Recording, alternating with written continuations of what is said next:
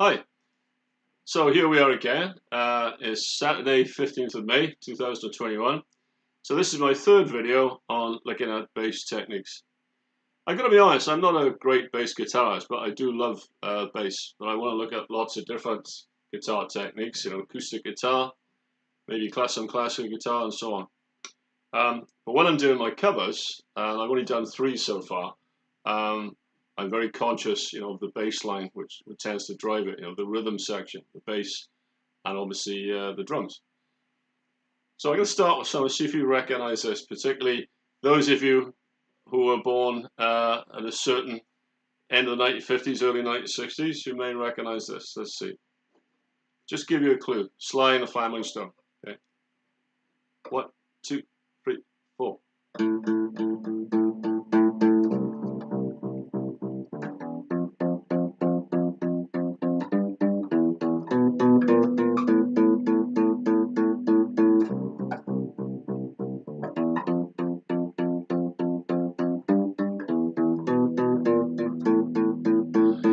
If you want me to stay, I'll be around today. I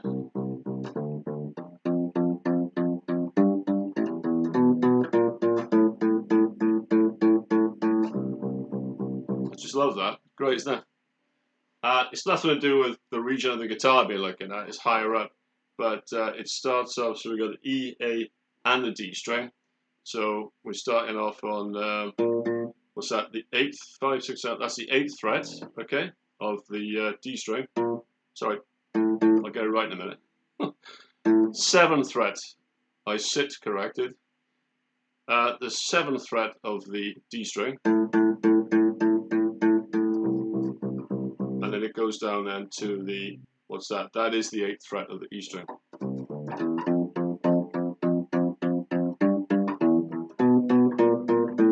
Got a 1970s funk. I need to look at bass lines from sort of post 1975.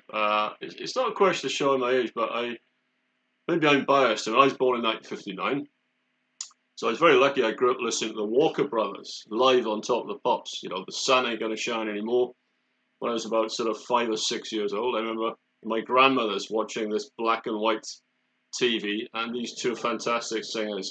Wow, what a hit that was, and the orchestral sounds in the background, and Scott Walker's incredible vocals, which I don't think have been bettered ever.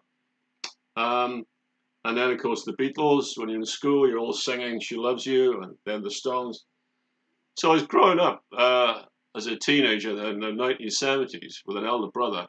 So he was bringing home albums like Superbad. We had Sly and the Family Stone, progressive rock like Moody Blues, Genesis, all of that.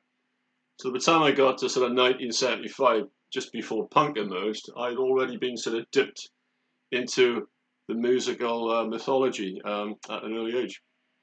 So no apologies for going for early tunes. I think it was the vintage time for music, from about 1965 to 1975. Yeah, there have been great bands since then, but I tell you what, I was so lucky growing up in that era. So let's try, I mentioned punk. See if you recognize this one. Here we go.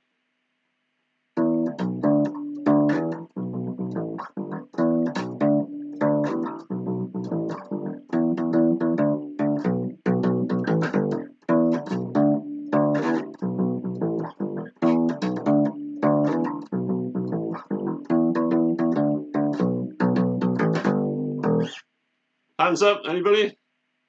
Yeah, of course, it's the Stranglers and the infamous Jean-Jacques Brunel. I remember watching the Stranglers live in Swansea in an old nightclub that used to be called the Top Rank.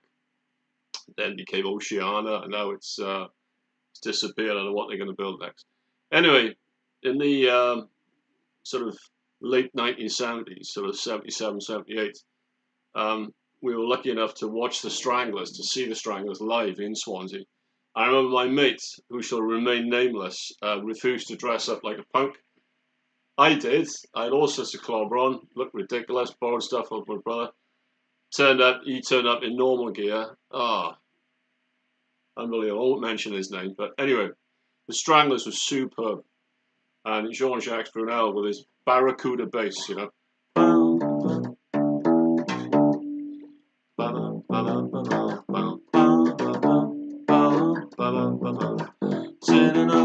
teachers looking at the teachers. Yeah. And then Hugh Cornwall, who's an ex-teacher. I got it. Like Gordon Sumner, Sting. Okay. Now then, I said to a good friend of mine, Sally, if you're watching this, this goes out to you. What do you think is the simplest bass line ever in the known universe? Anybody? You could play this on 2 strings. You don't need to use frets. So for an absolute beginner, and I say I'm not that great on bass. I'm pretty good because I play guitar for off and on for. I started in 1970, but it was out of tune. So 1971, 50 years on and off. But I've only been playing bass, real bass like this, for about 3 years maybe. You know, do it on synthesizer and on my acoustic stroke classical guitar. So this is it, okay? Now I've got to damp the strings here, so this will give you a clue.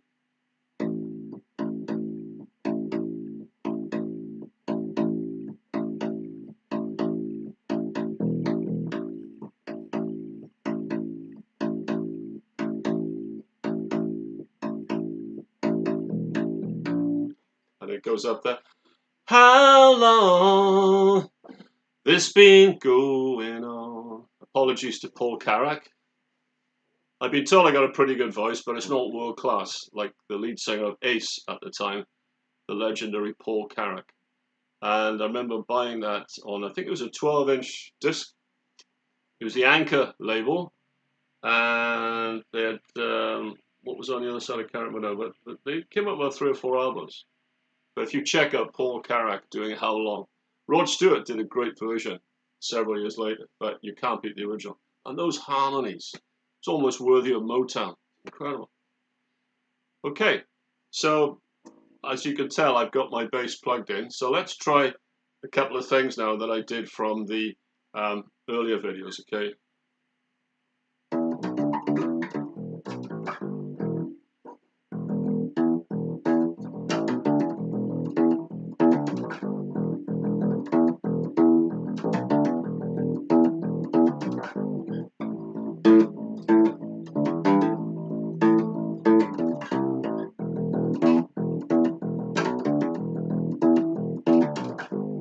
So no prizes for guessing. Another legend, Mike Oldfield, Tubular Bells. And then Michael Caine is on his way from London to Newcastle because in the film Get Carter, his brother had been murdered by some gangsters in Newcastle. And he was, of course, gangster number 1, or whatever we call it, serious hard man in the film. And he was traveling back to avenge his brother's death.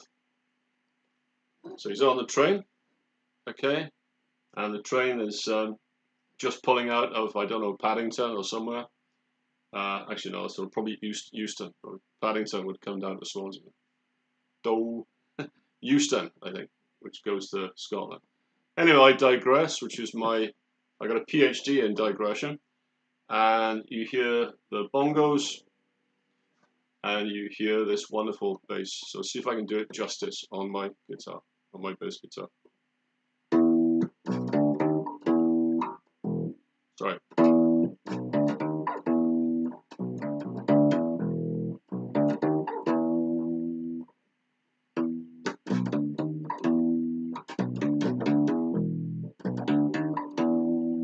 Bar.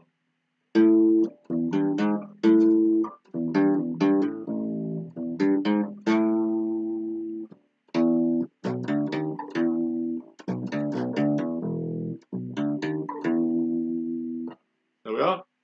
So thank you very much, and I'm going to try and stop this now very smoothly. Here it is.